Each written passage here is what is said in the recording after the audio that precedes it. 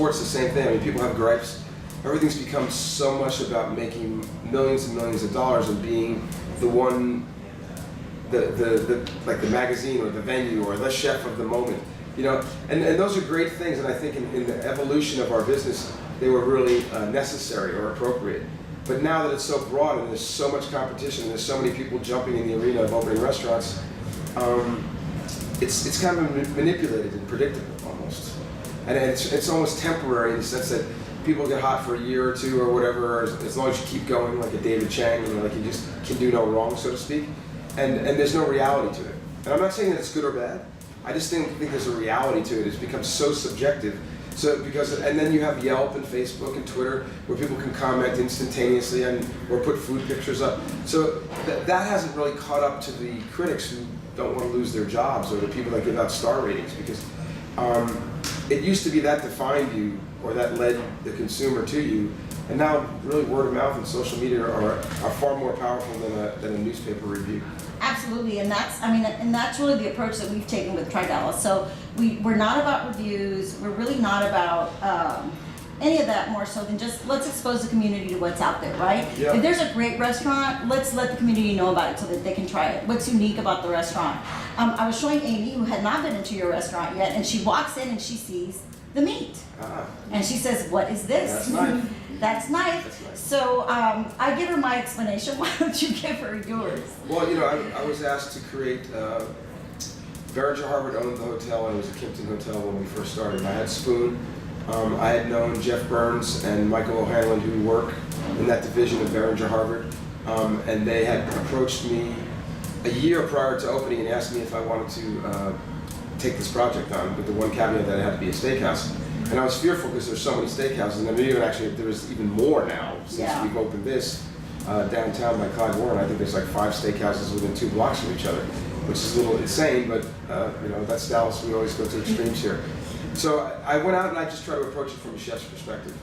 And then we found 44 Farms. We got really lucky with the product, and I'll have to tell you, last night I have 2 chefs there from Hawaii. Sheldon Simeon, who was on Top Chef with me, is here with the Hawaiian Tourism Board. So we did lunch today. We're doing lunch tomorrow for some travel writers and stuff like that. Ooh, awesome. And my point was that we built Knife with that we had to be different. I was afraid, and Veringer Harvard took their time giving me the opportunity, so I took that time and prepared for it rather than just like saying, oh, we're not going to get it. I went out every day and just kind of did it. And when we met 44 Farms, and what I was saying about those guys last night, we had a steak that was 400 days old, and it was the best steak I've ever had in my entire life. And Mike Killer was here, who's a doctor but also a food blogger, who was the steak lover of all time. And then I had David Hale Smith with a bunch of writers that he was representing last night at another table with Steve Stashill, who's a prominent attorney here, another great steak lover. And we sent them out one too. And you know, we had done 240 before, and we had done it with several cuts of meat. But the 44 Farms feed program, the genetics, everything that I thought would work here has proved itself times 10 last night with that 400-day-old steak. So now we're going to take the steaks even longer, and we'll have that as a specialty. By no means is the heart and soul of Knife, but it's just super interesting stuff to be able to play around with. And from the diner's perspective, it's the best steak I've ever had in my life. For the connoisseur of meat, right? Yeah, for someone who really understands the dry aging process, that really is a steak lover, and knows, and you know, specifically a ribeye person, they eat the spinalis, they eat the inside, because I think making prime rib out of ribeye is a waste of time. It's like bubble gum. So it's just, see what I'm saying? I can't just nail down Knife. It's like every day we learn something, we look at it, we try to understand why we're doing it, and then if it's good, we give it to the consumer, and that comes back to us because they enjoy it.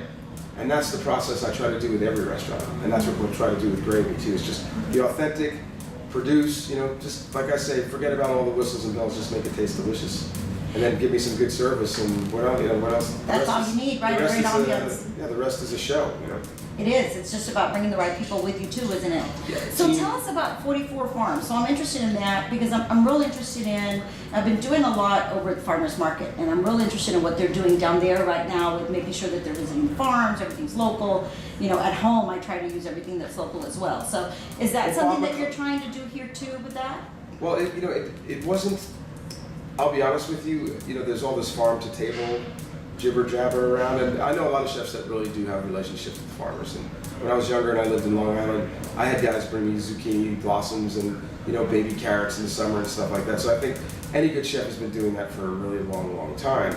I think what happens is the swing for processed foods and the GMOs and all of the awareness and Michael Pollan's books and stuff like that created a niche or a conversation of like, how do we get healthier? And then there is always the economics of big farming, corporate farming against small farming.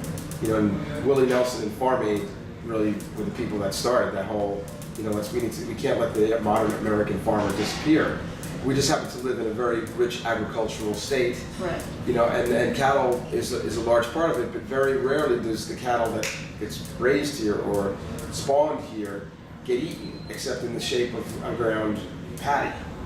So when I found 44 Farms, I had been to Heartbrand and Akiushi, and Pat Sharp had done a big article in Texas Monthly about this particular breed. And in 1992, I think when Reagan was the president, they had lowered a trade embargo with Japan. They had some kind of exchange because of the amount of real estate investment and imports to America. So they were able to bring this cattle over. And they did this at Heartbrand and the Akiushi. So here now, 20 years later, how many ever years later it is, there's only half bred left. So it's half Akiushi, half Angus, not pure. There's a couple of the old ones there. And I was intrigued by it, and I tried it, and the meat was phenomenal. But it was a feed program, and in that process, I met the guys from 44 Farms, because they kind of had worked. Jason Schimmels, who's now like the brand manager or the sales manager of all of the products at 44 Farms, and I became friends. But I believe he had an association with Heartbrand prior to that, and he learned of the feed program, and they kind of shared information.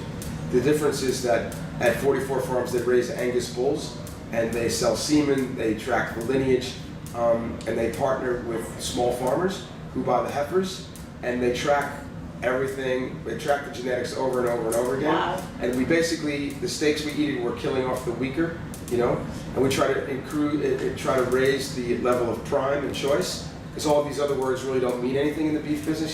Select prime. These are all marketing stamps that they put on to sell meat in the supermarket. Yeah. To make you think that it's a better product than what's laying right next to it. And to me, I tell everybody, and the proof really here at night is eat it. Yeah. We eat them side by side. So last night I gave them a steak that was 65 days old and a steak that was 400 days old. And you can see the path of how it came from there to there. And then there's time in between. Like we've done it before. I've done like 60, 90, 150, 240, now 400. And Eater is going to come down from New York, and I think we're going to do something with Nick Solaris and do that. Have Nick photograph like 45 days, 60 days, 90 days, 150 days, 240 days, and whatever we have now, 400, 500 days old, and let him eat it and be the videographer of it also. Stuff like that is fascinating, and that's what I mean. Not just taking where other steakhouses are, like the girls are at the bar with martinis looking for a guy to buy a dinner, and there's salesmen smoking cigars over in the corner with a mediocre filet mignon, and they're all in town on a convention. So life's a little different that way. It's a nicer place to come and really dine. Yeah. And experience the flavor of beef, and not only at that high level, the Ozerski hamburger, all the pork belly and the charcuterie that we have and we make here with our friends in Boston.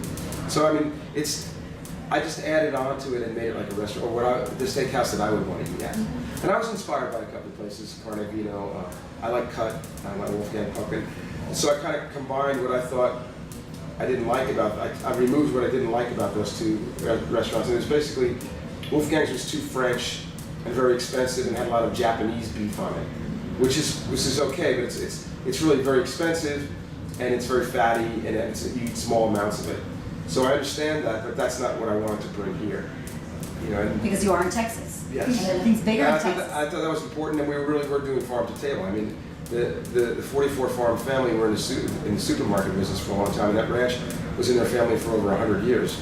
So where is that ranch? It's in Cameron, Texas. So if you make this triangle, if this is Dallas, if this is Austin and San Antonio, Cameron is literally right in the middle. It's meant to be.